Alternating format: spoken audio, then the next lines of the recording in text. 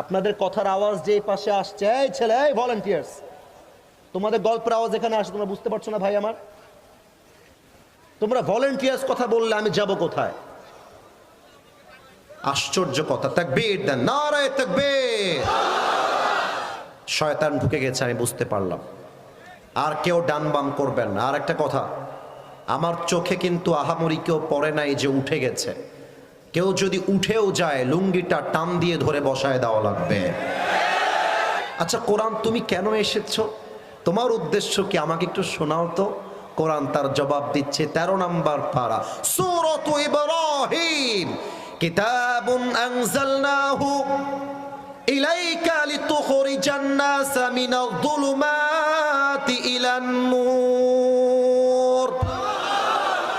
I have sent this Quran to lead the mankind out of darkness into the light. আমি কোরআনটা কেন নাজিল করেছি তোমরা কি জানো? আমি কোরআনটা দিয়েছি এই জন্য যাতে করে আমার নবী জাহান্নামী মানুষগুলোকে জান্নাতি মানুষ বানাতে পারে। তাও তো সুবহানাল্লাহ কইতে পারলেন না। আচ্ছা আমি যদি নেমে যাই স্টেজ থেকে, পকেট চেক করি, পকেট, কারো বের হবে আইফোন, কারো বের হবে রিয়েলমি, এক একজনের ফোনের মডেল হচ্ছে এক এক রকম। আচ্ছা আমি যেটা বললাম ভুল হলো না ঠিক হলো? আমি যদি কাউরে বলি, এই ভাই তোমার ফোনটা আইফোন কেন, তুমি অন্য ফোন নাও নাই কেন? বেশিরভাগ আইফোন ইউজার বলবে, হুজুর আইফোনটা খুব ইজিলি ইউজ করা যায়, স্মুথ কাজ করে, খুব স্মুথলি, তাই আমি আইফোনটাকে অ্যাকসেপ্ট করেছি। ও আচ্ছা আচ্ছা, এটাই তোমার লাভ। আচ্ছা আসিফ হুজুর, আপনার চোখ তো আছে দেখা যায়, চশমা পরলেন কেন, লাভ কি? আমি বলবো ভাইজান, এই চশমাটা খুলে ফেললে আবজা আবজা দেখি, পড়ে ফেললে ক্লিয়ার দেখি।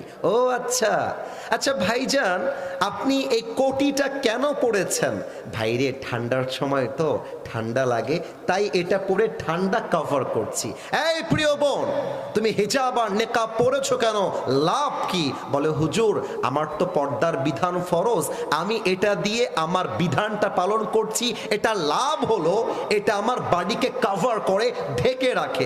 আচ্ছা তার মানে মানুষ যা করে প্রত্যেকটা কাজের পেছনে একটা লাভের ধান্দা আছে না নাই?